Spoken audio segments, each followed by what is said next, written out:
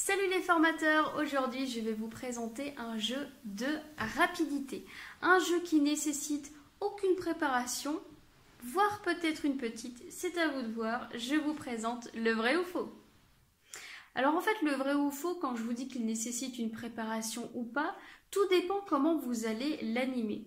Soit vous préparez par exemple du matériel où les élèves, vos apprenants vont sortir une carte vraie ou une carte fausse, ou alors ils vont simplement lever la main et dire ce qu'ils pensent à haute voix.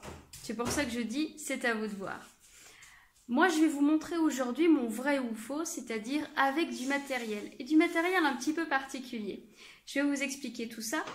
L'avantage que je trouve d'un vrai ou faux, c'est que vous pouvez l'utiliser avec un public qui est très très large. On peut l'utiliser avec des enfants, avec des adultes, peu importe. Et là, vous avez, comme je vous le disais, soit avec ou sans préparation. Je vous montre moi avec préparation. Il vous faudra créer 10 questions. 10 questions qui nécessitent bien sûr la réponse vrai ou faux. D'un point de vue préparation, donc il y a ces 10 questions, mais il y a aussi le matériel.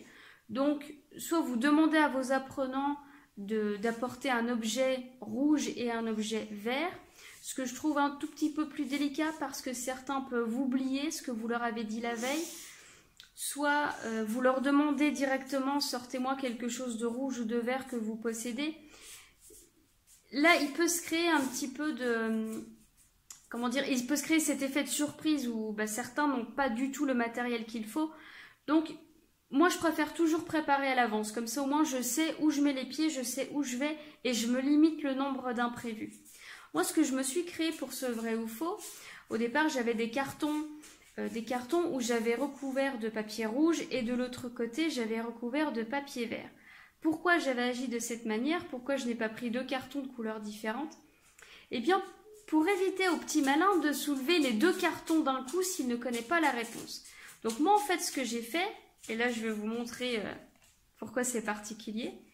Soit j'ai ceci, donc cette partie verte, soit j'ai le côté rouge. Alors, ce ne sont pas des cartons couleurs, hein, c'est du plastique. Ça, c'est vraiment de la récup. Ce sont des assiettes à dinette, hein, tout simplement. Eh bien, voilà, mon conseiller, mon apprenant va répondre au vrai, il va me montrer la partie verte, et sinon, il me montre la partie rouge, tout simplement. Donc, à vous maintenant de l'utiliser, de me dire si c'est utile pour vous, si vous avez réussi à créer des questions, et n'hésitez surtout pas à piéger vos apprenants. Ça, c'est quelque chose que j'adore faire.